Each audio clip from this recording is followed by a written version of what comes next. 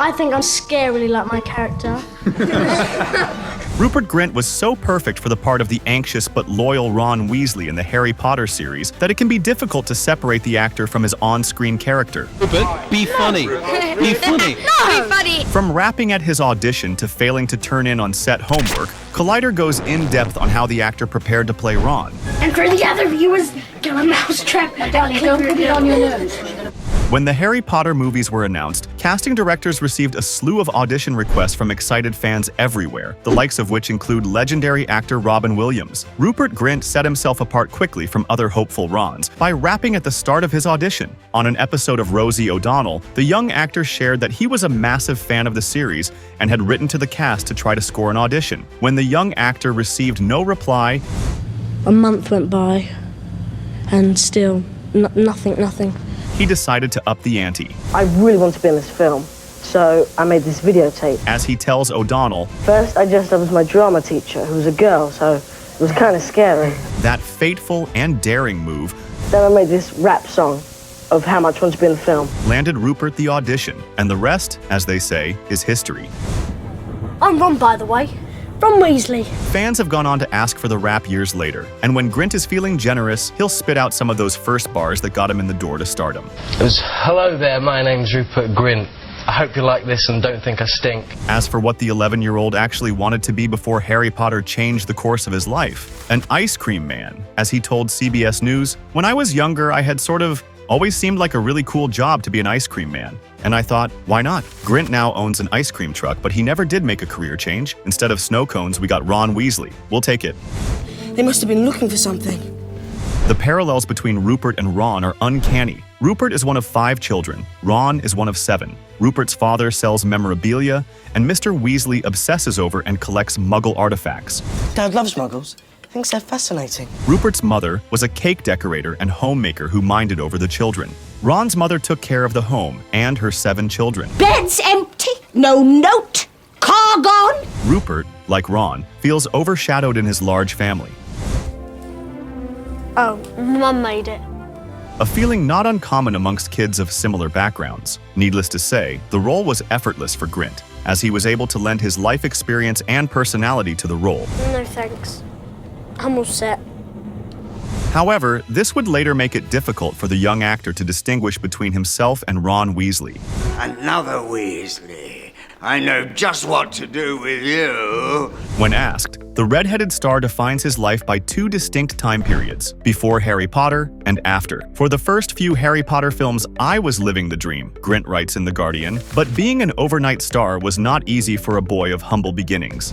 Wingardium Leviosa! The films would eventually take their toll. When I got to film 3 or 4, I started to feel an overwhelming weight of responsibility because they were so phenomenally popular. The whole press and red carpet thing was an attack on the senses. I don't excel in that kind of environment. Eventually, the limelight and work demands would force Grint to question his involvement in the project altogether. He says, "There were definitely times when I thought about leaving. Filming Harry Potter was a massive sacrifice, working from such a young age for such long periods, and I definitely remember thinking during one extended break, this whole thing is so all-consuming. Do I really want to go back?" There even came a point at which the line between himself and Ron Weasley began to blur, and the two, according to Grint, became virtually the same person. "There's a lot of me and Ron, and moving on was a massive adjustment because it was such a constant part of my life. I don't want to liken it to coming out of prison because it wasn't a prison, but it did feel like stepping out of an institution." According to the actor, if you were to call him Ron, to this day, Grint will answer, You're gonna suffer, but you're gonna be happy about it. When Alfonso Cuarón signed on to direct The Prisoner of Azkaban, the director intended to take the film in a darker, more serious direction. Grint and his castmates were teenagers by the filming of the 3rd film and had begun to show a deeper curiosity about the craft of acting. Did you see her come in?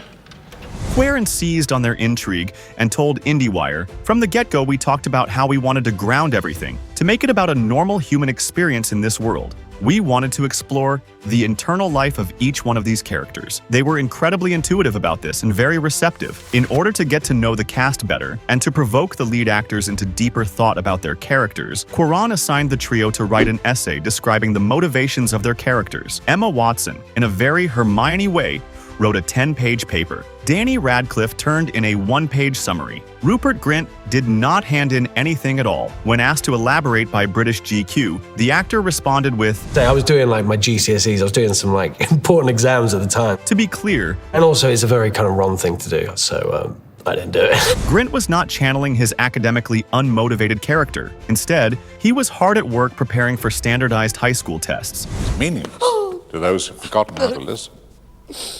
It seems like much of the public was prepared to watch the young stars of Harry Potter follow the troubled path of many child film stars before them. But no such thing happened. Grint credits their well-balanced dispositions in part to the environment on set. You felt people are just kind of waiting for us to fall into that stereotype of, I suppose, child actors. But I've always been quite busy, never really had much time to go too crazy. I come from a big family as well, and that always helps you to know who you are. Producers and parents prioritize the young actors' educations, and the cast received personalized tutoring on set for nearly 3 hours a day. Leviosa. Stop. Grint was tutored alongside Watson, despite her being 3 years younger. You do it then if you're so clever. Go on. While talking to MTV's Josh Horowitz, Grint mentioned, I don't know what this says about where I was on the curriculum, but I was schooled with Emma. She's pretty smart. She's just not supposed to be that smart at that age. Hermione and Ron mirroring much? She needs to sort out her priorities. Because several of the Harry Potter sets were built in Leavesden Studios, just north of London, it created a contained space in which the young actors could learn and film without outside scrutiny. As one producer, David Barron, says they were never put under the microscope of the outside world whilst they were working.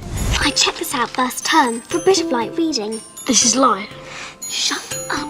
That's not to say that Rupert Grint never got into a little trouble. Much like Ron, Grint was known to be playful and giggly on set. Listen, dimpled woman, we know you're in a hurry. In the famous scene in which Horcrux Hermione and Harry kiss in front of Ron to torment him, Grint would collapse into a giggling fit during every take. When they were there actually filming that kiss, they did actually want me there to kind of play off something, but I just found that too funny. Emma sent me out because I kept laughing. It just looked really strange. Ronald Weasley! You show up here after weeks! The anguished expression on Ron's face had to be shot at a different time when the actor could finally pull himself together. A voice. Your voice, Hermione. It turns out that Rupert Grint is every bit as lovable and cheeky as Ron Weasley. Well, they're all right. No lace, no dodgy little collar. What are some of your favorite Ron moments? Let's vote on it. Those in favour? Let us know in the comments, and don't forget to subscribe.